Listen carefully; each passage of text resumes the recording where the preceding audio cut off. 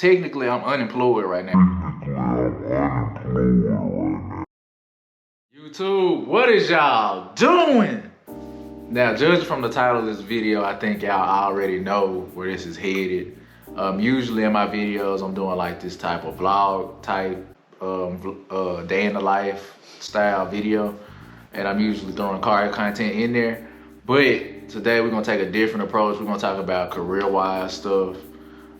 So yeah, judging by the title of the video, it's true. I quit my software development job.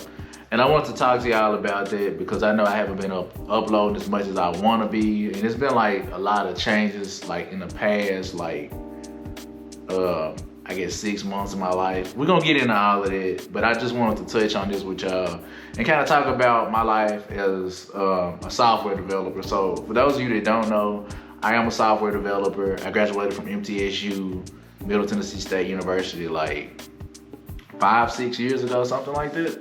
And I hit the ground running. I was one of those people blessed and fortunate enough to get a job opportunity before I even crossed the stage.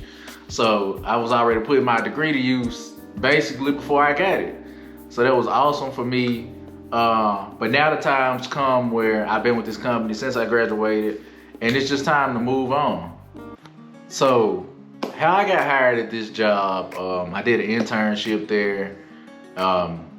It went well. I got a development experience, and I think like a few months later, they offered me a job, and I accepted, of course, because I didn't have anything else at the time, and I needed experience. One of the things you face coming out of school is that I got this degree now, but I have zero experience, and employers want people who have experience, and you can't really get experience without working on a job.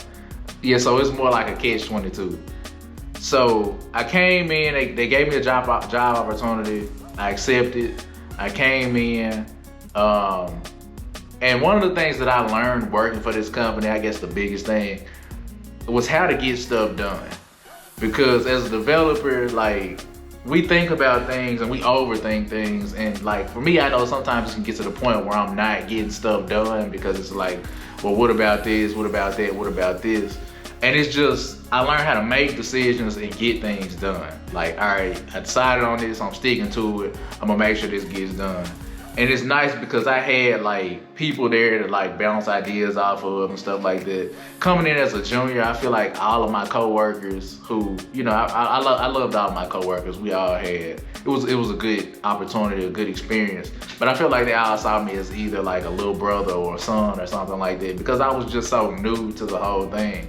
And everybody was kind of like, you know, either wanting to take me under their wing or like, you know, show me how to do this and just expose me to new things. So I love the people that I work with. A lot of people like want to talk about like being a minority in tech, especially being an African American. Working here, my experience, I never felt like I was being like singled out being black or a minority or something like that. I feel like the company, to not have a big HR department, all of that stuff was pretty much in check. Like I said, the people I worked with were more concerned with company success, getting things done, and just having a good time. It was never like I felt like I was being racially profiled or somebody was taking some type of racial steps against me. And if I ever did, those people they got fired or whatever, they moved on. So it was never like anything like that. I enjoyed the work I did. No bad blood here. No bridges burned. I think it was a mutual agreement that it was time for me to soar on and fly higher. But I do want to speak on this as far as being a minority. There's this thing called imposter syndrome. So basically you getting a job position or a job title or something like that, and you've done all the work to get there and you just feel like you don't belong simply because you either don't have the experience, like a lot of people don't look like you and things like that. And that's like a real thing that I dealt with starting out because I'm like, I'm the most junior guy in here. I also happen to be the only minority that's doing like software development in here. So you just naturally feel like you don't belong. And the only advice I can give to overcome that is you gotta work, you gotta learn, apply yourself, you gotta strive to, it's a challenge. And you have to strive to overcome it. Like if I know that I'm struggling in these areas, it should be easier for you because it's like now I know where I need to go, look and learn and improve. And I think that's how you should look at it. But like imposter syndrome, definitely one of the things that I struggled with early on. But I think that's normal though. Like, so if you thinking about getting in the tech field, you're new in the tech field and you're going through that same thing, just keep working at it and keep striving and trying to better yourself. That's probably gonna be your best bet. Because the last thing you want to do is work for a company X amount of years and leave and not know how to do anything, you haven't learned anything, and you don't have anything to take with you. That's a nightmare because at that point, you're no longer selling yourself or just yourself, you're selling skills. Because if you've been working for a company for 5 years, the next company is gonna expect you to have 5 years of experience.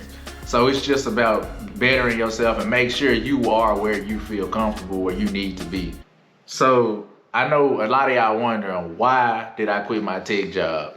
Who buys a house and then just quits their job like a couple months later? I want to say that I don't think that was the goal initially. If you can probably just Google the top 5 reasons or 3 reasons why people leave companies or quit jobs and probably check all of those boxes. The primary reason for me, I'm gonna just go ahead and say money. I feel like my pay rate was not accurately reflected as to what the market value is worth. And I remember coming in, like working at this job new, and one of the guys that I worked with at the time, he actually left, but one of his things that he stressed to me was always know your worth. And I feel like I got kind of complacent here a lot of for a while, just at the salary, at the pay I was, because I was comfortable.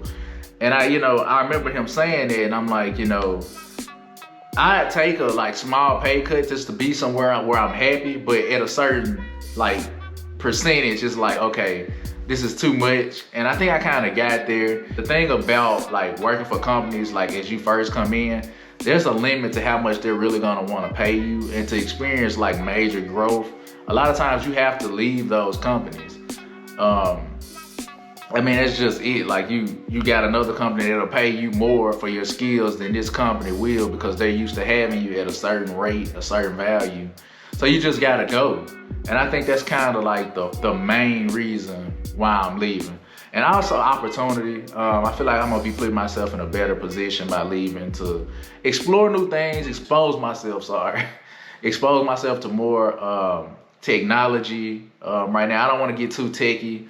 But I'm a full stack developer, but I feel like I'll get the opportunity to do more cloud-based stuff, just more software engineering. Some of the advice that I could give people, I guess, that's doing job interviews, looking for their tech gig, or job interviews in general, like when you do interviews with these companies and things like that, I would say, keep in mind that it's a two-way street. It's not just the company interviewing you, it's you making sure that this is somewhere that you can go, sustain, and thrive. Don't always do it for the money, but at the same time, I wouldn't recommend taking a huge pay cut, because like you got companies that'll come out and offer you like over 100 grand, like for instance, $90,000. That's like $43 an hour if you're working like 40-hour weeks, which is full time. But as a developer, you're probably not gonna be working 40-hour weeks. It's probably gonna be more than 60, depending on what type of project you're on. So if you look at it from that perspective, then it's like, okay, $90,000 is not really $90,000 because of how much I'm working. So just keep that in mind when you're doing interviews and stuff. Ask the companies questions like work-life balance, and don't be afraid. Like the last thing you want to do is not ask this question and then find out your first day of the job and be just like shell shocked, like this isn't gonna work because I'm gonna be working late nights and things like that. That's another one of the things that I encountered when I first started. I did not know, like I probably would have still took the job anyway because I just needed experience.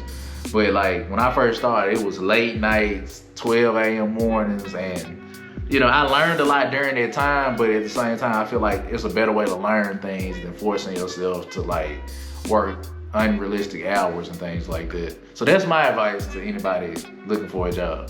So lastly, I want to talk about the future. What are my plans for the future as far as career, YouTube, and things like that? So as I'm sitting here right now, I'm unemployed right now. I'm not working for anybody. My last job ended yesterday, I logged out for the last time, said goodbye to all my coworkers. With that being said, I do have another job lined up that I will be starting next week. They have a project coming up they want me to get involved in.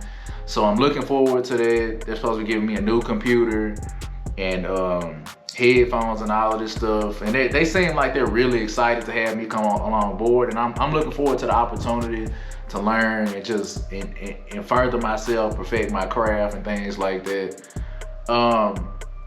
As far as YouTube is concerned, the last couple of months, few months or whatever, it's been a lot going on. We moved. Now I'm dealing with career stuff, trying to get our house together. I haven't been uploading as much as I wanted to. I did manage to knock out the timing belt on my GS, so go check that out.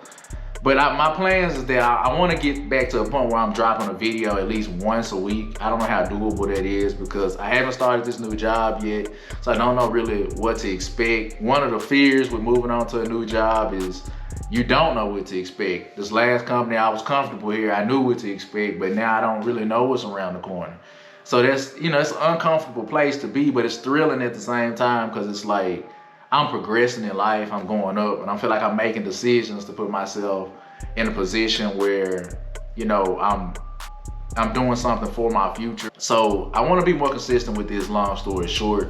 So those are the goals. I want to get in this job, get to a point where I'm stable, I'm happy with the way things are going, and then I want to start moving to like at least a video every 2 weeks at a minimum.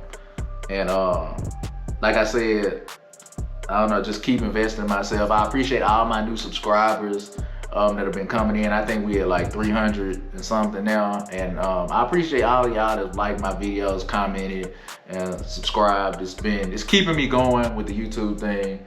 So I think I'm gonna end that video here. So if you like what you see, like, comment, and subscribe. Peace.